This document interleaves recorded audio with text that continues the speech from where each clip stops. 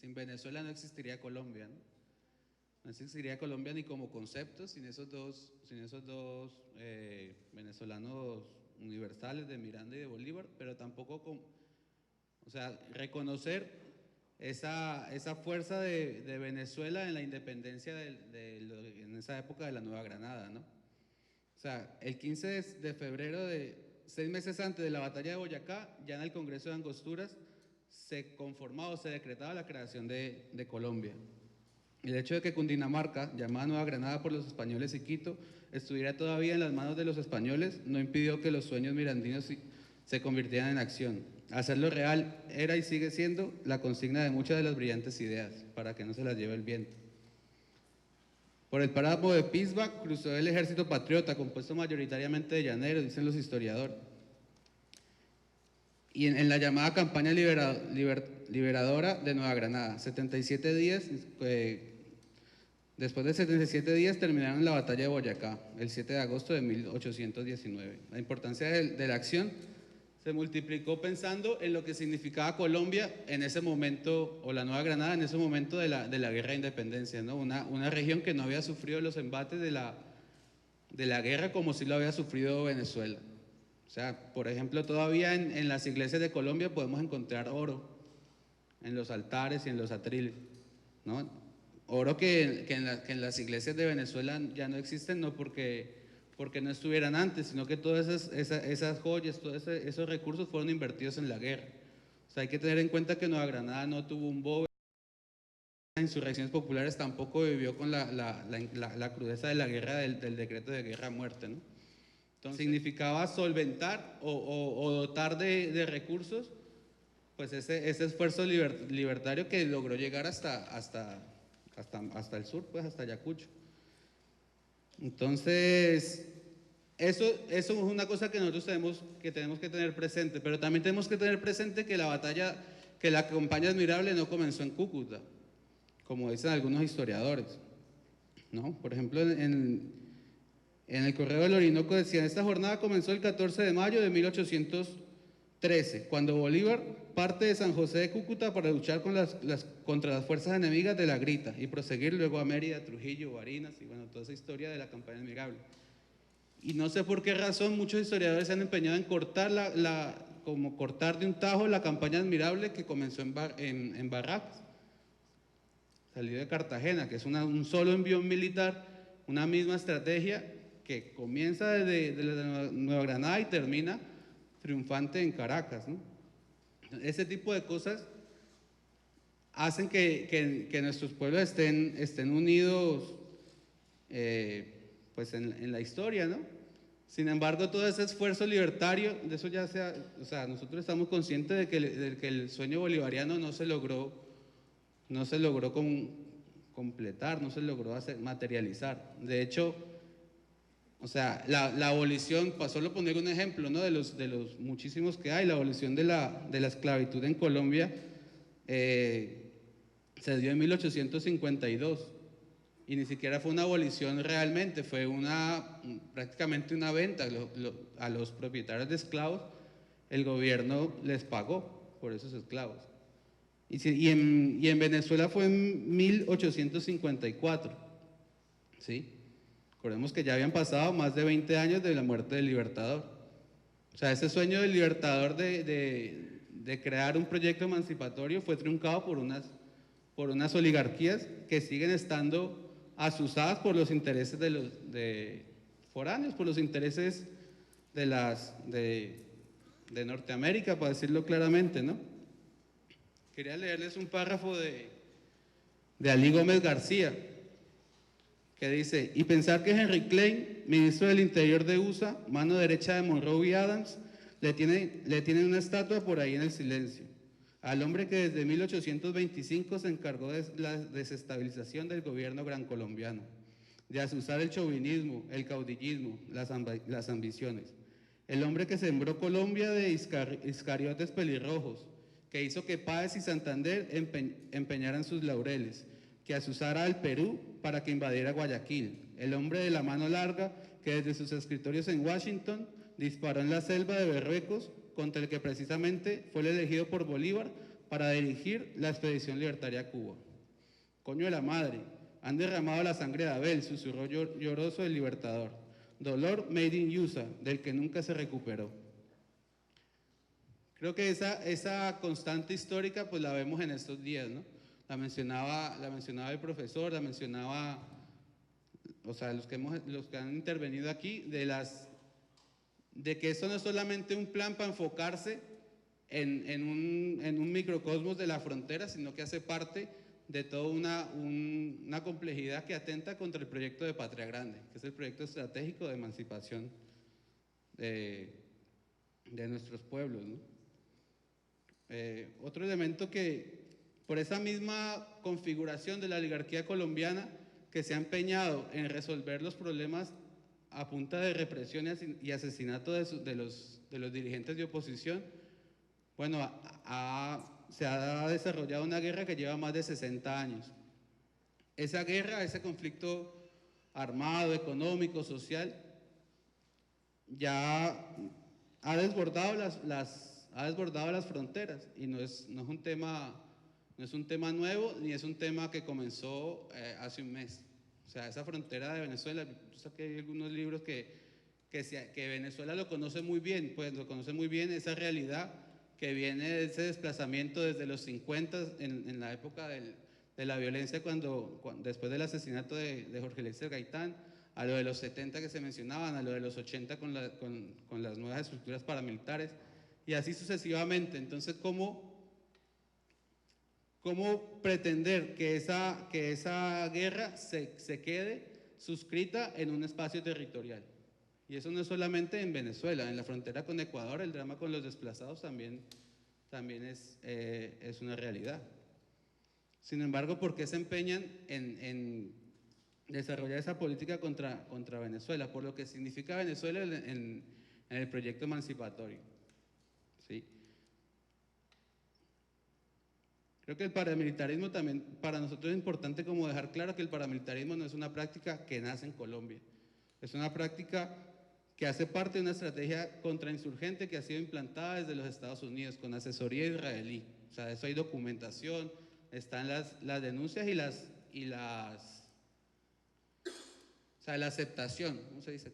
Las confesiones de muchos paramilitares donde se establece esa intencionalidad de implantar una política contrainsurgente antes de que triunfe la revolución. Los escuadrones de la muerte en El Salvador, los contras en Nicaragua, la Triple Alianza en Argentina, son como muestras de que eso no es un elemento, el paramilitarismo de estas fuerzas no es un elemento pegado al gen de los colombianos, ¿no? Sino que todo lo contrario.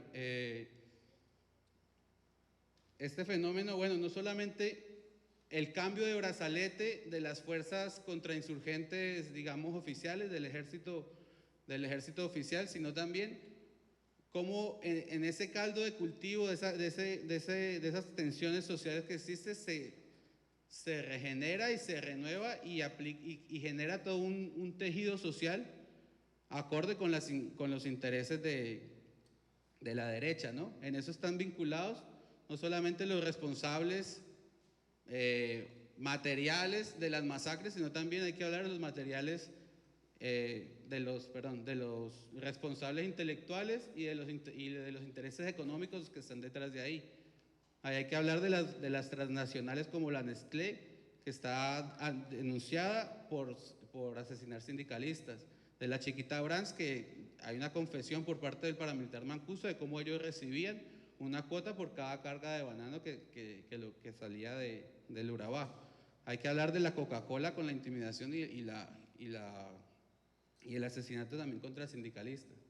Y hay que hablar contra toda esa delimitación, esas plantaciones de palma africana que se desarrollaron a partir del desplazamiento masivo de la población colombiana, son las cifras que se han estado mencionando.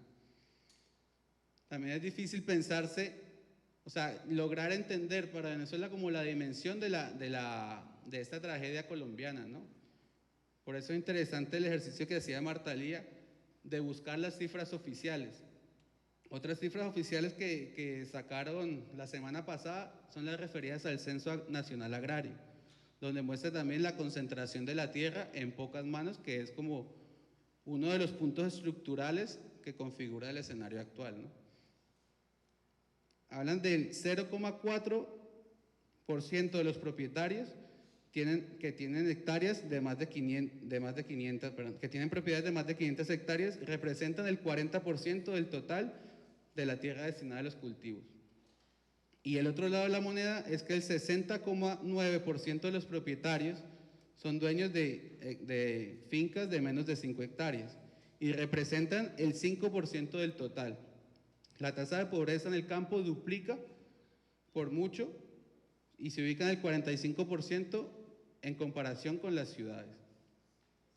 Entonces, uno quisiera decir que el campo está abandonado a las políticas oficiales, pero realmente no. O sea, ojalá estuviera abandonado y los campesinos pudieran hacer, digamos, sus comunas o sus zonas de reserva campesina. No, no es que está abandonado, es que ha sido tomado como un tema, o sea, solamente desde la vía militar.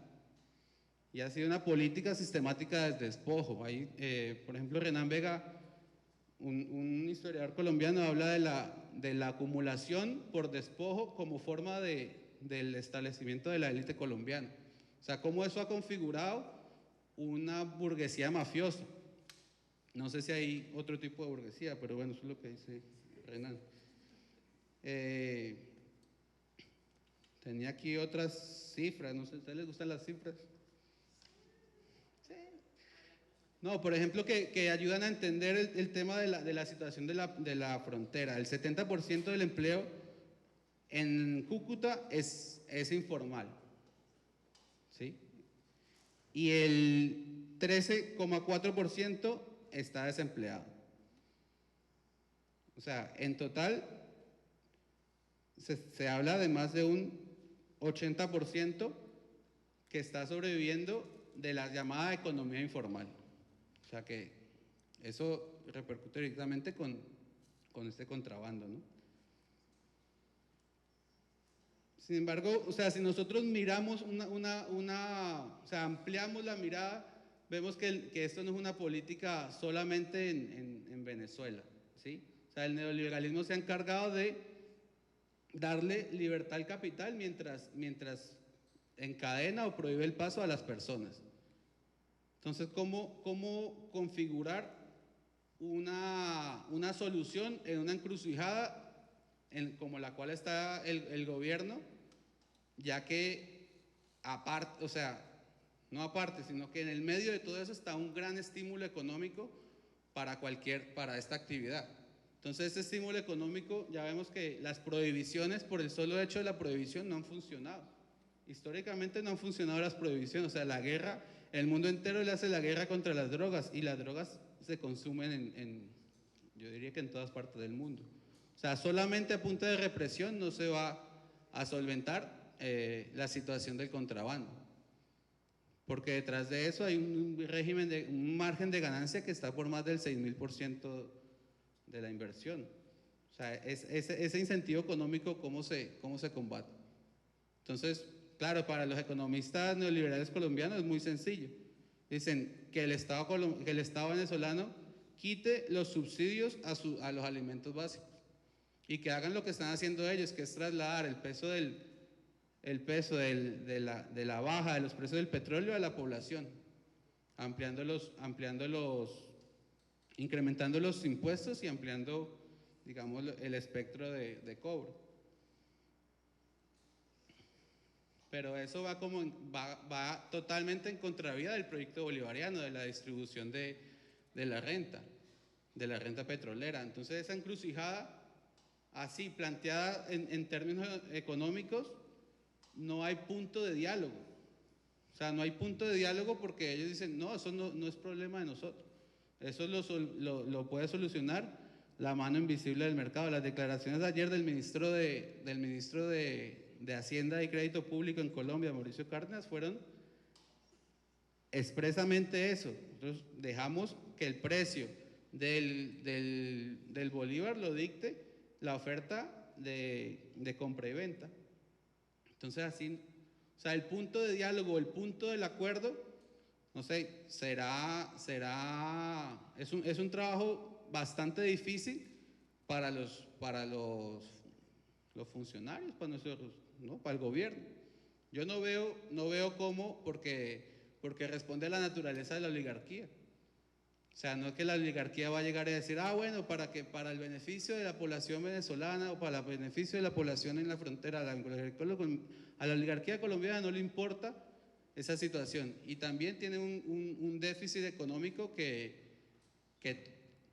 toda esta, o sea, toda la divisa que entra a Colombia para ellos es beneficioso. Entonces, ¿qué hacer? No sé, la verdad, yo creo que no me gustaría estar en los zapatos del presidente Maduro. Y por eso mismo, por ser una situación tan compleja, es como necesario establecer el apoyo y decir, bueno, vamos a jugárnosla con lo que decida el proyecto bolivariano, porque no está sencillo, ¿no? Sin embargo, es importante en estas coyunturas donde no se sabe qué hacer, ver lo que han hecho, por ejemplo, las élites, que las élites sí la tienen muy clarita. Entonces, los de arriba se unen y está como documentado. Por ejemplo, Alimentos Polar lleva 15 años operando en Barranquilla y en Facatativá. Tiene una inversión de $10 millones. Y en el 2013 incrementó su producción en 10%. El Grupo Meserán, ¿se acuerdan del Grupo Meserán? Que eso compró la Corte Financiera en el sector de finanzas en el 2008. Adquiere el 100% de las acciones. Se especializa en las líneas de factor y crédito estructurado. Farmatodo, nacida en Barquisimeto como los dos compas. En el 2012 tenía 27 establecimientos y en el 2009 anunció inversiones por $100 millones para los próximos 5 años en Colombia. Locatel, Pacific Rubiales, por ejemplo, está compuesta por todos los gerentes y los ingenieros que fueron expulsados de la PDVSA meritocrática. Todas estas empresas tienen denuncias por maltrato laboral en Colombia, ¿sí? Entonces, yo diría, aquí tenía un artículo de Semana no dicen el nombre, hablan de una venezolana de la más refinada élite. Habla que el mejor presidente que ha tenido Colombia es Hugo Chávez, dice una venezolana de la más refinada élite de Caracas, que decidió mudarse a Bogotá. Gracias a él, la mayoría de venezolanos bien preparados y con dinero para invertir están hoy en Bogotá. ¿Sí? Eso se decía en el 2011. Entonces, todos estos capitales de esta élite venezolana que se está yendo a Colombia, yo le diría, ¿qué tanto en común tienen con los venezolanos que están aquí presentes? ¿Poco? Silencio. Tú no te dirías demasiado, Silvestre. O sea, y creo que digo esto como para poner en debate la necesidad de desmenuzar, como para hacer una empanada, desmenuzar ese bloque de carne como el que uno compra en el mercado, que viene así con el gordo, con hueso, con todo eso, que uno tiene que abrirlo e irlo mirando, ir discerniendo, porque al final, pues pensar es discernir, ¿no? Separar las cosas. Y entonces a la hora de hablar de los colombianos, de los venezolanos, de una nacionalidad así X, pues hay que también aplicar la perspectiva de clase. O sea, no tiene nada en común un expresidente de PDVSA con un pobre de colombiano, ¿no? Y sin embargo, a la hora de que usamos los colombianos o los venezolanos, pues caemos en ese error de querer mezclar como todo en un solo saco. Creo que es importante ver que tiene mucho más en común y ha sido, digamos, la historia del pueblo colombiano en Venezuela, trabajar y ser incluido en este proyecto bolivariano. Entonces, ¿cómo se dimensiona esas realidades ahora en este contexto de la frontera donde hay que saber hacia dónde apuntar bien. Y apuntar bien lo mencionaba Marta Lía, lo mencionaba el compañero, que es hacia el paramilitarismo. El paramilitarismo no solamente los operarios, aunque con toda la responsabilidad que tiene y con toda lo doloroso que puede hacer, pero también apuntar hacia las cabezas, ¿no? Que es donde operan y donde realmente se logra extirpar, porque si no siempre van a buscar otros operarios. Bueno, eso era como otro de los puntos fundamentales y era como para hablar un poco de lo que hemos decidido desde Colombia no está sola, hacia dónde apuntar los esfuerzos con las dimensiones que de lo que es Colombia no está sola, que somos o sea, somos muy poquitos. Es como rescatar o fortalecer el internacionalismo de los pueblos, pero no el internacionalismo de que estudian en la central, sino el internacionalismo del comandante Alicate, el internacionalismo del Che Guevara, el internacionalismo de Maravilla, por ejemplo, cuando se fue a la radio Venceremos en El Salvador, de ese internacionalismo del pueblo venezolano que recibió tantos exiliados de las dictaduras del sur. Ese internacionalismo que está digamos, enraizadas en el proyecto bolivariano y que ha sido práctica de la izquierda venezolana, del proyecto emancipador venezolano. Entonces, desde esa intención de fortalecer ese espacio del internacionalismo y esa solidaridad consciente, que no es un acto de caridad ahora decir, ay, pobrecitos los colombianos, los están matando, los están masacrando, sino es la solidaridad de ver en los luchadores colombianos, en las luchadoras colombianas, otro igual que estamos luchando por el mismo proyecto, ¿sí? Y cómo establecemos esos puentes desde abajo que nos permitan pensarnos estrategias conjuntas. Porque una tarea la tienen muy clara o tienen unas limitaciones lo que se puede hacer desde el gobierno, pero desde el movimiento popular tenemos otras tareas, tenemos otras posibilidades, ¿no? No tenemos que decir no, porque la diplomacia y eso puede ocasionar un problema en las cortes y todo eso, sino ahorita tenemos y esa era como apuntando, ya para terminar, algunas preocupaciones, algunas propuestas, ¿no? Una preocupación es que se siga pensando que esto es una coyuntura y una emergencia, como se llamó el foro, ¿no? Un foro especial, pero la frontera no llegó ahí ahorita, ni es un problema que es de ahorita, es un problema que viene, y aquí se ha sacado folletos sobre el paramilitarismo, se ha estado hablando, hubo una crisis en el 2008, el presidente Chávez salió a decir muchas verdades que el pueblo colombiano por los medios de comunicación no ha podido escuchar, ¿sí? Y se sigue, y entonces como que es una ola, una moda, y bueno, se vuelve a callar. Y ahora otra vez, y esa más que una ola es una olla de presión que ahorita comienza a estallar. O sea que ahora está forzando un montón de situaciones que el gobierno tiene que asumir a un costo político alto. Pero más costo político sería no hacer nada, ¿no? Entonces, ante eso, nosotros vemos con preocupación la realidad de que todavía no nos conocemos como pueblos.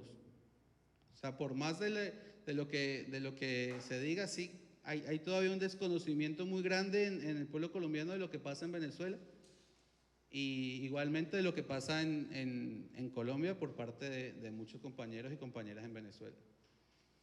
Martín nos llamaba a esa tarea desde el siglo XIX y decía en nuestra América que los pueblos que no se conocen han de darse prisa para conocerse, como quienes van a ir juntos a pelear.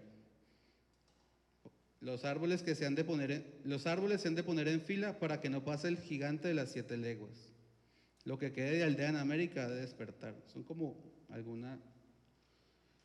Otra preocupación que vemos en el campo de lo popular son crecientes expresiones o cómo se va incrementando expresiones de chauvinismo y de xenofobia entre mismos militantes bolivarianos, lo cual es una contradicción en sí misma, ¿no? Como uno va a ser bolivariano y xenofóbico al mismo tiempo. Nosotros compartimos la política del gobierno de reforzar y de mantener la línea ahí de que la pelea no es contra el pueblo colombiano, sino contra la oligarquía colombiana. Y los principales aliados para esa pelea son los luchadores y el pueblo colombiano. que además han padecido en carne propia la realidad del paramilitarismo y las mañas de esa oligarquía. Y la otra es como la importancia de que no se nos desdibuje el proyecto emancipatorio, ¿no? Inspirado en estas ideas bolivarianas, pero también en todo ese acumulado emancipatorio de otras luchas y que está enmarcado en ese proyecto que lo plantea el comandante Chávez en el Plan de la Patria, donde tira cosas durísimas como el ecosocialismo, que cambia paradigmas de cómo hacer política, donde presenta unos objetivos históricos, ¿no? Entonces, bueno, y como para no decir solo lo preocupados que estamos, sino como algunas propuestas, creemos que una de las propuestas fundamentales es potenciar el hermanamiento de los pueblos desde abajo, propiciando encuentro entre los movimientos sociales, generando canales de interlocución que permitan conocernos más como pueblo. Generar múltiples espacios de reflexión sobre el proyecto nuestroamericano, que decía el compañero, desarrollar estudios que recojan la experiencia del pueblo colombiano en la lucha contra el paramilitarismo, desarrollar un observatorio, un centro de estudios para la formulación de políticas públicas pertinentes, para afinar la puntería hacia dónde deben ir los golpes, ¿no? Que no siempre sea a los más huevones los que caen en las políticas y que golpeen las estructuras mafiosas. Una de las propuestas, por ejemplo, es nosotros estamos impulsando el desarrollo de unas pasantías de personas de movimientos sociales que vengan a aprender lo que realmente se ha construido en este tiempo, que aprendan de lo de las comunas, que aprendan del poder popular en ejercicio, recogiendo esas experiencias que se han hecho con brigadas de Argentina, con el movimiento de Darío Santillán, Patria Grande, los compañeros del MST de Brasil. O sea, nosotros estando tan juntos, ¿por qué no se pueden venir unos compañeros allá a desarrollar este tipo de tareas? Nosotros estamos impulsando, hemos hecho hasta el momento 4 giras en dimensiones de tiempo cortas. Unas giras que la gente viene, conversa, conoce, pero la apuesta ahora es a desarrollar unas pasantías. Y la última propuesta, o la penúltima, es como dimensionar o generar conciencia en la dimensión y la importancia de la paz para la construcción de esta alternativa al capitalismo. ¿Sí? No sé si alguien se asusta si se dice socialismo. Pero la paz no entendida como ese mar de mermelada donde todo está bien y todo empalagoso y nos quedamos quietos no sé a qué, a la contemplación del mundo, sino la paz como la posibilidad de desplegar esos poderes creadores del pueblo, ¿sí? De los que hablaba Aquiles Nazoa. Esa paz donde se permite que la gente haga y construya y sea protagónica del futuro que va a vivir. En ese sentido, creo que es importante y fundamental dimensionar el papel que Venezuela está jugando en los diálogos de paz en La Habana entre el gobierno colombiano y la insurgencia de las FARC. O sea, que no es un proyecto, no es un papel menor, ha sido un papel bastante discreto como acompañante del proceso, pero que ahí están, digamos, reunidas unas esperanzas del pueblo colombiano bastante importantes. Y ese papel, cómo desde el movimiento popular, cómo desde diferentes sectores también se apoya a ese proceso de diálogo de La Habana, ¿no? Y por último, recogiendo la propuesta que había lanzado la corriente revolucionaria Bolívar y Zamora, que era la construcción de un muro fronterizo, ¿no? Que suena duro, pero ellos lo explican. No es un muro fronterizo como el de los gringos, sino un muro fronterizo comunal, unos corredores comunales, y hay como varias propuestas que se van conjugando en fortalecer esas zonas binacionales de integración, que permitan que apunten hacia la producción, que apunten hacia la defensa de la soberanía y hacia la dignidad de los seres humanos, ¿no? Entonces, nosotros habíamos, hablando con Efraín, decíamos que ese muro nos recordaba a una canción de Quilapayún, que es la de la muralla. ¿Ustedes se la saben? Sí la saben, yo no voy a cantar, pero voy a leer lo que dice. que dice que para hacer esta muralla tráiganme todas las manos, los negros sus manos negras, los blancos sus blancas manos. Una muralla que vaya desde la playa hasta el monte, desde el monte hasta la playa, allá sobre el horizonte. La importancia de esa muralla es que se puede abrir y cerrar, que es de lo que trata la canción, ¿no? Y nosotros tenemos que reflexionar a la hora de que hablamos del Colombia, o sea, qué queremos o hacia qué cosas queremos abrir de la muralla para que entre a Venezuela y a qué cosas cerramos esa muralla para que no entre. Y no solamente que no entre, sino que fortalecemos y nos hacemos partícipes de la lucha contra la presión en cualquier parte que sea, ¿no? Entonces recogiendo esa idea, y ya ahora sí para cerrar, nosotros vamos a poner ahí en la puerta un papelógrafo para que a la hora de salir va a decir a qué se cierra la muralla y a qué se abre la muralla, así como para dimensionar también esa doble vía de las políticas y de la vida, ¿no? Que se dicen, por ejemplo, recordando, el Che hablaba de que sin amor no habría revolucionarios, ¿no? Porque el amor es lo que impulsa a los revolucionarios, pero también decía que sin odio hacia la opresión tampoco habría revolucionarios, ¿no?